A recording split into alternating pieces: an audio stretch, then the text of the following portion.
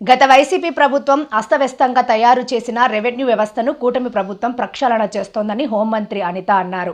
పాయకరావుపేటలో మాట్లాడుతూ గత వైసీపీ ప్రభుత్వం పాసు పుస్తకాలపైన, సరిహద్దు రాళ్లపైన జగన్ ఫోటో ముద్రిస్తే కూటమి ప్రభుత్వంలో రాజముద్రలతో రైతులకు పట్టాదారు పుస్తకాలు ఇస్తున్నామన్నారు. నక్కపల్లిలో హోంమంత్రి అనిత ప్రెస్ మీట్ కామెంట్స్. విద్యుత్ ఛార్జీలు పెంచమని గతంలో మాటిచ్చాం, ఇచ్చిన మాటను నిలబెట్టుకున్నాం. గత ప్రభుత్వంలో జగన్మోహన్ రెడ్డి విద్యుత్ ఛార్జీలు పెంచనని చెప్పి 5 సంవత్సరాల్లో 9 సార్లు విద్యుత్ పెంచారు. 32,000 కోట్ల రూపాయలు ప్రజలపై భారం వేశారు. గత ప్రభుత్వంలో కరెంట్ బిల్లులు ఏ విధంగా వచ్చావో ప్రజలందరికీ తెలుసు. గత ప్రభుత్వంలో విద్యుత్ ఛార్జీలు పెంపుపై ప్రజలు అనేక ఆందోళనలు చేశారు. విద్యుత్ ఛార్జీలపై సీఎం చంద్రబాబు ప్రత్యేక దృష్టి పెట్టారు. ట్రూ ఆఫ్ ఛార్జీల విషయంలో ప్రభుత్వం చారిత్రాత్మకమైన నిర్ణయం తీసుకుంది. ప్రజలపై ఎలాంటి భారం లేకుండా ట్రూ ఆఫ్ ఛార్జీలు ప్రభుత్వమే భరిస్తుంది. ప్రతి యూనిట్కు 13 పైసలు తగ్గించింది ప్రభుత్వం. జగన్ ప్రభుత్వంలో అధిక ధరలకు విద్యుత్ కొనుగోలు చేసి వాళ్ళ జేబులు నింపుకున్నారు. 9 సార్లు విద్యుత్ ఛార్జీలు పెంచి దగ్గర 32,000 కోట్ల రూపాయలని ప్రజల మీద భారం వేసిన పరిస్థితి కూడా చాలా మందికి తెలుసు. మీ అందరికీ తెలుసు, మీ ఇళ్లలో కూడా కరెంటు ఛార్జీలు ఏ రేంజ్ లో వచ్చావో మీ అందరికీ కూడా తెలుసు. మీరందరూ బాధపడడంతో పాటు ప్రజలందరూ కూడా బయటకు వచ్చి మేము ఎలక్షన్ క్యాన్వాసింగ్ లో వెళ్ళేటప్పుడు కానీ, ప్రతిపక్షంలో పోరాటాలు చేసేటప్పుడు కానీ మా అందరికీ కూడా చెప్పిన సందర్భం. దాన్ని బేస్ చేసుకునే ఆ రోజు నుంచి గౌరవ ముఖ్యమంత్రి గారు దీని మీద ప్రత్యేకమైన దృష్టి పెట్టి ఎట్టి పరిస్థితుల్లోనే కూడా ఈ విద్యుత్ ఛార్జీలు తగ్గించాలని ఆ రోజు నుంచి అనుకున్నారు. కార్యదక్షత కలిగిన వ్యక్తి, దార్శనికత కలిగిన వ్యక్తిగా గౌరవ చంద్రబాబు నాయుడు గారు ప్రత్యేకంగా దీని మీద దృష్టి పెట్టి విద్యుత్ ఛార్జీల విషయంలో ఈ రోజు ఒక నిర్ణయం తీసుకొని ట్రూ అప్ ఛార్జెస్ గురించి కానీ, వాటికి సంబంధించిన అన్ని 2019-24 మధ్య కాలానికి సంబంధించిన 4,498 కోట్ల ట్రూ అప్ ఛార్జీలను వసూలు చేసేందుకు ఏపీఆర్సీ కూటమి ప్రభుత్వానికి లేఖ రాస్తే దానికి సంబంధించి గౌరవ ముఖ్యమంత్రి గారు ఆ భారం అంతా ప్రభుత్వమే భరిస్తుందని చెప్పి ఒక చారిత్రాత్మకమైన నిర్ణయం తీసుకోవడం కూడా జరిగింది.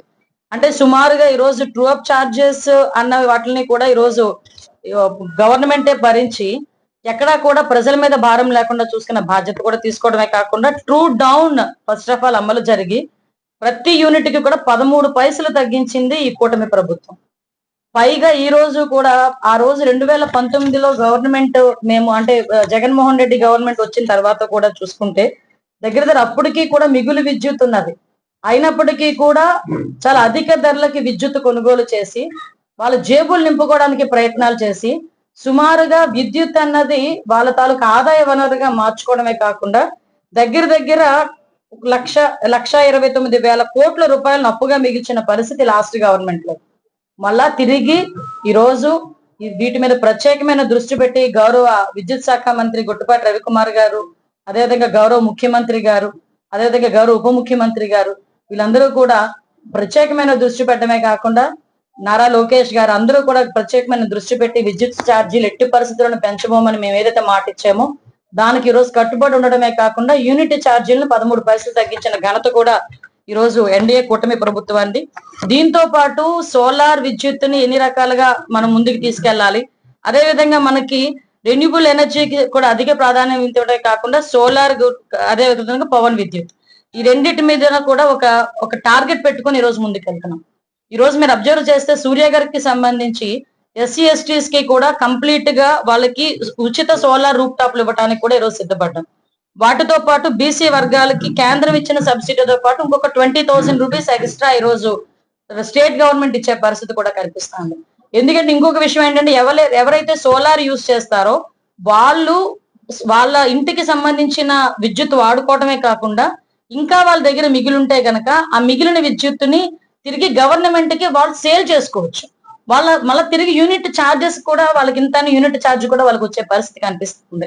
అంటే ఒక దార్శనికత కలిగిన నాయకుడుగా గౌరవ ముఖ్యమంత్రి గారు చేసిన ప్రతి పని కూడా ఈ రోజు ప్రజల అభిష్టం మేరకు ప్రజల అభివృద్ధికి దిశగా ఈ రోజు ముందుకెళ్లే పరిస్థితి కనిపిస్తుంది. దీనికి చాలా మంది ఎన్నెన్నో రకాలుగా మాట్లాడతారు. ఇప్పుడు సాధారణంగా ఇప్పుడు విద్యుత్ రంగం అనేది ఏంటంటే చాలా మంది రాజకీయాలకు ఉపయోగించుకునే పరిస్థితి విద్యుత్ అనే దాన్ని.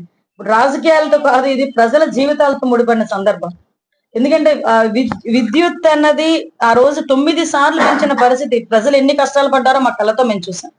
మళ్ళా తిరిగి ప్రజలు ఆ కష్టాలు పడకూడదని ఆ రోజే మేము మాట ఇచ్చిన ప్రకారం ఈ రోజు ఇచ్చిన మాటే కాకుండా ఇవ్వని మాటల్ని కూడా ఈ రోజు వాటన్నిటిని కూడా ప్రజల అభిష్టం మేరకు ఇప్పుడుకొచ్చే ప్రజలు మాకు ఇది కావాలి అంటే ఇచ్చే పరిస్థితి కనిపిస్తా ఉంది. మీ అందరికీ తెలుసు ఈ రోజు మనకి ఒక రెవెన్యూకి సంబంధించి పట్టాదారు పాస పుస్తకాలు, రాజముద్రతో పట్టాదారు పాస పుస్తకం ఎవరెవరో బొమ్మలేసో, లేకపోతే సీఎం బొమ్మ ఉందో, లేకపోతే రెవెన్యూ మినిస్టర్ బొమ్మ ఉందో పెట్టి మేము పట్టాదారు పాస్ పుస్తకాలు ఇవ్వట్ల, రాజముద్రతో. ఎందుకంటే భూమి అన్నది ఒక రకమైన ఎమోషన్.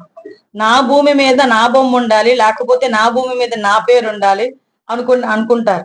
లాస్ట్ గవర్నమెంట్ లో ఆఖరికి సమాధి రాళ్ళ మీద కూడా వాళ్ళు బొమ్మలు వేసుకునే పరిస్థితులు వచ్చేసినాయి.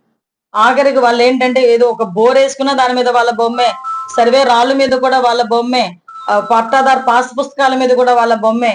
అవన్నీ చూసి ఆ రోజు మేము రాజముద్రతో ఇస్తానన్నాం. ఈ రోజు ఆ మాటకి కట్టుబడి రాజముద్రతో కూడిన ఒక పట్టాదారు పాస్ పుస్తకాలు ఇవ్వడానికి మొన్న 2వ తారీఖు నుంచి శ్రీకారం చుట్టి 7 రోజుల పాటు అంటే 9వ తారీఖు వరకు ఈ రోజు ఆ కార్యక్రమాన్ని చేపట్టబోతున్నాం.